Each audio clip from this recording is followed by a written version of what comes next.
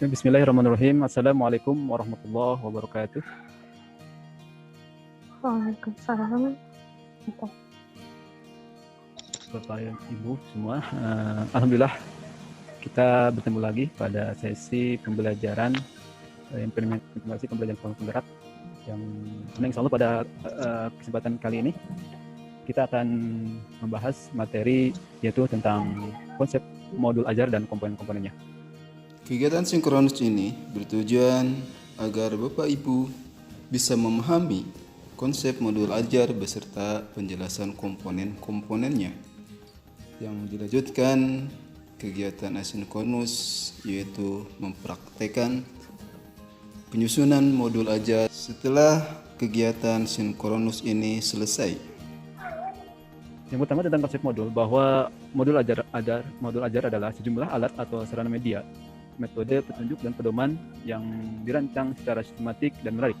Modul ajar merupakan implementasi dari alur tujuan pembelajaran yang dikembangkan dari capaian pembelajaran dengan profil pelajaran sebagai sasaran. Modul ajar disusun sesuai dengan fase atau tahap perkembangan peserta didik, mempertimbangkan apa yang akan dipelajari dengan tujuan pembelajaran dan berbasis perkembangan jangka panjang. Adapun komponen-komponen yang ada pada modul itu ada terbagi dalam 3 macam, yaitu ada informasi umum, kemudian ada komponen inti, kemudian ada lampiran. Langsung kita bahas menuju komponen modul pertama, yaitu identitas modul. Bahwa identitas ini berisi tentang informasi yang dikembangkan terdiri dari nama penyusun, nama sekolah, nama institusinya, kemudian tahun susunnya, kemudian jenjang sekolahnya, kelas, dan alokasi waktunya. Mungkin saya tampilkan contoh identitasnya, mulai dari nama penyusun, kemudian sekolahnya, kemudian pelajarannya, kelasnya, mata pelajaran, kelas, dan ada alokasi waktunya. Kemudian kedua ada kompetensi awal, yaitu kompetensi yang merupakan pengetahuan atau keterampilan yang perlu dimiliki siswa sebelum mempelajari topik tertentu. Kompetensi awal merupakan ukuran seberapa dalam modul ajar yang akan dirancang. Diambil dari capaian pembelajaran, yang mana kompetensi yang dicapai itu adalah peserta didik mampu menganalisis implementasi fikih muamalah dan al-kulliyah al-khamsah atau 5 prinsip dasar hukum Islam. Yang mana kemudian komponen selanjutnya adalah profil pelajar Pancasila, yang merupakan tujuan akhir dari suatu kegiatan pembelajaran yang berkaitan dengan erat dengan pembentukan karakter peserta didik. Caranya, peserta didik berakhlak mulia baik dalam beragama, akhlak yang baik kepada diri sendiri, kepada semua manusia, kepada alam, dan kepada negara Indonesia. Yang hal tersebut untuk mewujudkan profil Pancasila, yaitu beriman, bertakwa kepada Tuhan Yang Maha Esa, dan berakhlak mulia. Kemudian profil Pancasila selanjutnya adalah peserta didik memperoleh dan memproses informasi serta gagasan dengan baik, lalu menganalisis dan mengevaluasinya, kemudian merefleksikannya, pemikirannya dan proses berpikirnya untuk mewujudkan profil Pancasila bernalar kritis. Yang mana hal ini terwujudkan dalam kegiatan-kegiatan pembelajaran berupa yaitu diskusi, kemudian juga ada tanya jawab, kemudian presentasi. Setelah profil ada sarana dan prasarana. Sarana dan prasarana merupakan fasilitas dan bahan yang dibutuhkan untuk menunjang kegiatan pembelajaran. Sarana merujuk pada alat dan bahan yang digunakan, sementara prasarana di dalamnya termasuk materi dan sumber bahan ajar lain yang relevan dan digunakan dalam kegiatan pembelajaran. Kemudian selanjutnya adalah target peserta didik. Komponen yang ada pada informasi umum adalah target peserta didik. Peserta didik yang menjadi target dalam hal ini yaitu ada peserta didik yang reguler, yang umum, yang tidak ada kesulitan apapun.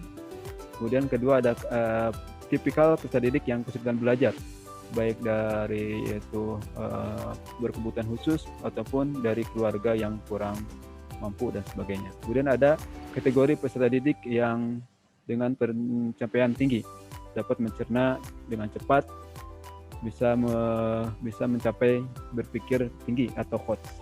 Nah, itu ada model pembelajaran, kerangka dalam kegiatan pembelajaran yang memberikan gambaran sistematis pelaksanaan pembelajaran. Model pembelajaran ini dapat berupa model pembelajaran tatap muka, pembelajaran jarak jauh, atau pembelajaran secara di luar jaringan dan juga blended. Selanjutnya adalah tujuan pembelajaran. Tujuan pembelajaran ini merupakan mencerminkan hal-hal penting dari pembelajaran dan harus bisa diuji dengan berbagai bentuk asesmen, sebagai bentuk dari unjuk pemahaman. Tujuan pembelajaran ini menentukan kegiatan belajar, sumber daya yang digunakan sesuai dengan keberagaman murid dan metode asesmen yang digunakan. Tujuan ini bisa berupa fakta dan informasi dan juga bisa berbentuk prosedural, pemahaman konseptual, pemikiran, dan penerapan keterampilan dan kolaboratif dan strategi komunikasi. Dan tujuan ini diturunkan dari capaian pembelajaran yang sudah ditentukan oleh pemerintah. Nah, sebagaimana capaian pembelajaran tadi yang pada elemen fikih yaitu masalah fikih muamalah, maka di antara tujuan yang bisa dijabarkan yaitu pertama, peserta didik setelah melakukan pembelajaran ini diharapkan bisa menelaah konsep dan tinjauan umum perihal fikih muamalah, misalnya jual beli, khiyar, syirkah, ijarah, al-qirad, asuransi bank, mudharabah, dan sebagainya. Kemudian kedua, peserta didik mampu menyajikan paparan fikih muamalah, jual beli, khiyar, syirkah, ijarah, dan kemudian ada pemahaman bermakna. Pemahaman bermakna adalah informasi tentang manfaat yang akan peserta didik peroleh setelah mengikuti proses pembelajaran. Manfaat tersebut nantinya dapat peserta didik terapkan dalam kehidupan sehari-hari.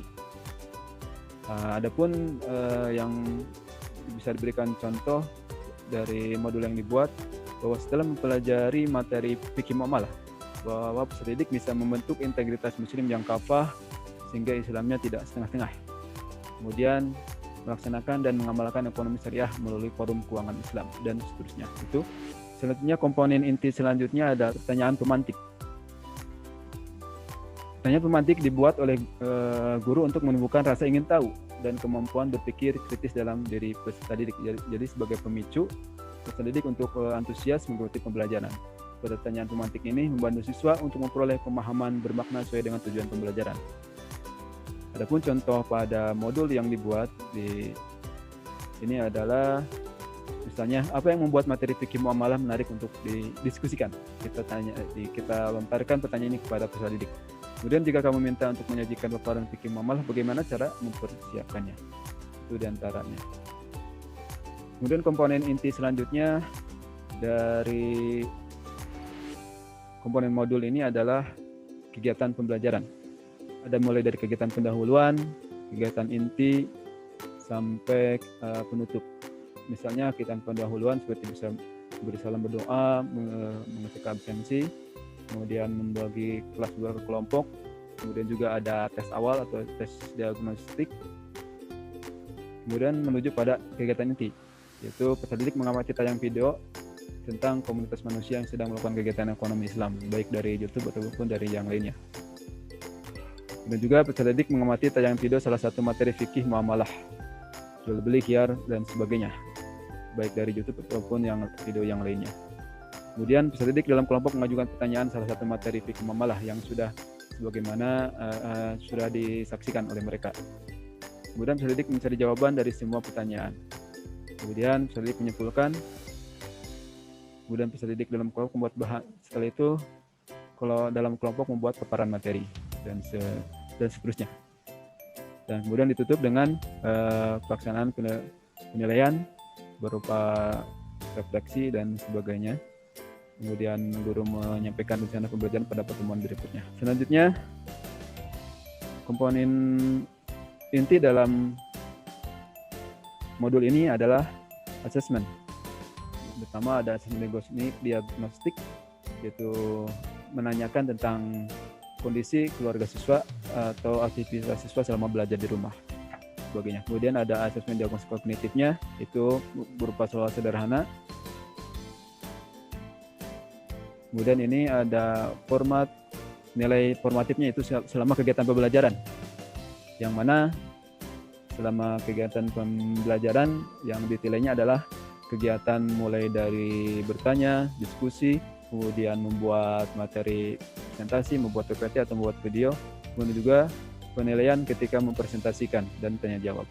Kemudian asesmen sumatif, yaitu berbentuk penilaian harian berbentuk boleh esai ataupun pilihan ganda. Dan ada pengayaan dan remedial yang merupakan komponen inti juga pada modul ajar.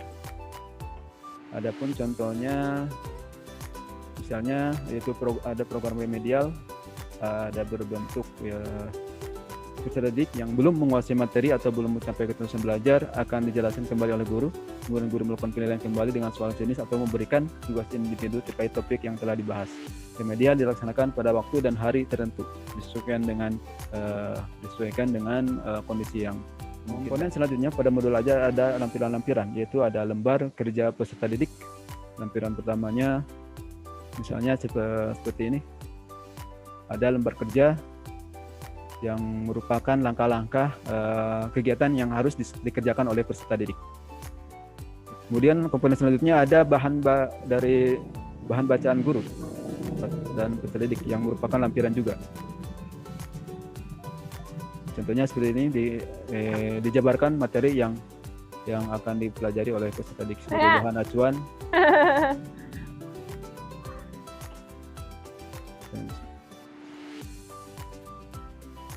Kemudian selanjutnya setelah bahan bacaan ada glosarium yang merupakan kumpulan istilah-istilah dalam suatu bidang secara alfabetikal yang dilengkapi dengan definisi dan artinya. Glosarium ini diperlukan untuk kata atau dalam. Yang contohnya glosarium yang sudah dibuat, misalnya tentang materi fikih ini ada misalnya tentang ariyah, apa itu makna ariyahnya, kemudian betul mal, kemudian dolman, ini merupakan glosarium. Kemudian fikih yang terakhir adalah daftar pustaka, merupakan sumber-sumber referensi yang digunakan dalam pengembangan modul ajar. Referensi ini yang masuk adalah semua sumber belajar, buku siswa, buku referensi, majalah, koran, situs internet, lingkungan sekitar, ataupun berbentuk narasumber asli atau dari wawancara dan sebagainya. Ya, dari kamus populer tentang keuangan dan ekonomi syariah, kemudian fikih muamalah kontemporer, kemudian dari video YouTube dan sebagainya. Dan disesuaikan dengan cara penulisannya sesuai kaidah bahasa Indonesia. Oke, untuk selanjutnya silakan Bapak Ibu. Jika ingin ada yang disampaikan, baik kritik, saran, masukannya, atau pertanyaan.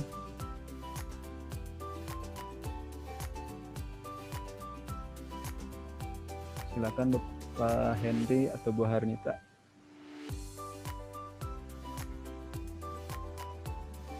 Baik Pak Subhan, terima kasih. Ini kesempatan yang baik karena apa yang telah Bapak sampaikan banyak sekali yang tidak kami ketahui. Yang ingin saya tanyakan, apakah modul ajar ini bersama dengan RPP gitu? Itu saja Pak. Terima kasih. Oke, terima kasih Pak Henry. Bahwa sebagaimana tadi dijelaskan bahwa modul ajar itu sejumlah alat atau sarana media, mulai dari petunjuk, pedoman yang dirancang secara sistematik dan menarik. Yang mana emang pada dasarnya atau pada intinya yang di dalamnya terdiri dari mulai capaian pembelajaran, kemudian tujuan dan sebagainya yang mirip. Kalau pada kurikulum 2013 itu adalah rencana pelaksanaan pembelajaran. Jadi hampir mirip dengan rencana pelaksanaan pembelajaran. Jadi itu sebagai rencana pembelajaran yang sudah tersusun sistematis langkah-langkah pelaksanaan pembelajaran yang dilengkapi dengan penjelasan materi-materi yang akan disampaikan pada kegiatan pembelajaran tersebut. Jadi emang mirip sekali dengan rencana pelaksanaan pembelajaran. Karena di dalamnya tercantumkan berbagai langkah pembelajaran, berbagai yaitu alat-alat yang dibutuhkan, kemudian juga yaitu format-format penilaian yang akan diberikan kepada peserta didik. Jadi sangat mirip sekali dengan rencana pelaksanaan pembelajaran. Jadi rancangan rencana atau kerangka program yang akan kita laksanakan ketika kita mengajarkannya kepada peserta didik. Ini saya masih Pak, masih banyak yang belum tahu lah. Jadi langkah-langkahnya memang seperti Pak katakan tadi, ada 3 komponen apa Pak? Saya diulang nih, saya ambil bahannya masih di LMS kemarin. Coba bisa ini lagi lah, jelaskan lebih rinci lagi lah, karena nanti takutnya kalau ada yang tanya sama saya nanti nggak bisa saya jawab. Makasih Pak. Terdiri dari 3 bagian utama, yaitu ada informasi umum. Ini ada informasi umum yang terdiri dari ada identitas sekolah, kemudian ada kompetensi awal, kemudian ada profil pelajar Pancasila, kemudian ada sarana dan prasarana, kemudian ada target peserta didik, kemudian ada model pembelajaran. Itu informasi umumnya. Yang atau disebutnya identitas modul, identitasnya. Yang sebagaimana tadi identitas sekolah adalah yaitu nama sekolahnya, kemudian penyusunnya dan sebagainya. Kemudian kompetensi awal yaitu sebagai capaian dari pembelajaran yang akan dilaksanakan. Kemudian ada profil Pancasila, yaitu karakter yang harus dikuasai ataupun harus tertanam ketika melaksanakan pembelajaran dari awal sampai akhir. Kemudian sarana prasarananya itu yang terdiri dari alat ataupun sumber ataupun media pembelajaran. Kemudian ada target peserta didik, yaitu peserta didik yang akan diajar kita, apakah yang terdiri dari 3 macam. Ada yang tipikal secara umum, yaitu tidak ada kendala apapun, tidak ada kelebihan apapun, yaitu yang normal. Kemudian ada tipikal kedua yang membutuhkan perhatian khusus, seperti anak berkebutuhan khusus ataupun anak dari keluarga tidak mampu dan sebagainya. Kemudian tipikal ketiga ada yang dari yang tingkatan pengetahuannya ataupun intelijensinya lebih tinggi. Kemudian ada model pembelajaran, itu dari informasi. Kemudian ada komponen inti, yaitu mulai dari tujuan pembelajaran yang diuraikan dari capaian pembelajaran. Kemudian ada pemahaman bermakna, yaitu manfaat yang berisi tentang manfaat setelah mempelajari materi yang akan diajarkan. Kemudian pertanyaan pemantik, yaitu pertanyaan yang memicu memotivasi siswa untuk mengikuti pembelajaran. Kemudian ada persiapan pembelajaran, kemudian ada kegiatan pembelajaran atau apa disebut langkah-langkah pembelajaran. Kemudian ada asesmen, mulai diagnostik, formatif ataupun sumatif. Kemudian ada pengayaan dan remedial, kemudian ada refleksi peserta didik dan guru. Kemudian ada lampiran mulai dari lembar kerja peserta didik, kemudian bahan bacaan guru dan peserta didik, glosarium atau istilah-istilah, dan daftar belakang. Ada kuis ini. Caranya yaitu tentukan benar atau salah. Benar atau salah ya. Pertama tentang target peserta didik. Target peserta didik adalah merupakan tujuan umum pembelajaran. Benar atau salah? Salah Pak. Salah. Salah. Oh iya betul. Selanjutnya, pemahaman bermakna. Pemahaman bermakna adalah informasi tentang manfaat yang akan peserta didik peroleh setelah mengikuti proses pembelajaran. Manfaat tersebut nantinya dapat peserta didik terapkan dalam kehidupan sehari-hari. Benar atau salah? Ya, benar. Kita lihat benar atau tidak. Iya. Selanjutnya, pertanyaan pemantik. Pertanyaan pemantik dibuat oleh peserta didik untuk menumbuhkan rasa ingin tahu dan kemampuan berpikir. Benar. Atau salah? Benar Pak. Benar. Yakin? Kenapa? Benar. Dibuat Karena untuk memancing rasa ingin tahu dan juga berpikir peserta didik. Salah. Berikan ini tulisannya dibuat oleh peserta didik. Oh iya. Pengecoh ya? Pengecoh. Cuma ini game-gamean aja dia. Iya, pengecoh. Sekarang, komponen modul ajar tidak bisa ditambahkan sesuai dengan mata pelajaran atau kebutuhan. Benar atau salah? Benar. Salah. Salah. Iya. Kenapa? Karena bisa disesuaikan, Pak. Demikian yang bisa disampaikan. Mohon maaf jika ada kesalahan. Sampai jumpa dengan materi pada step berikutnya. Wassalamualaikum warahmatullahi wabarakatuh.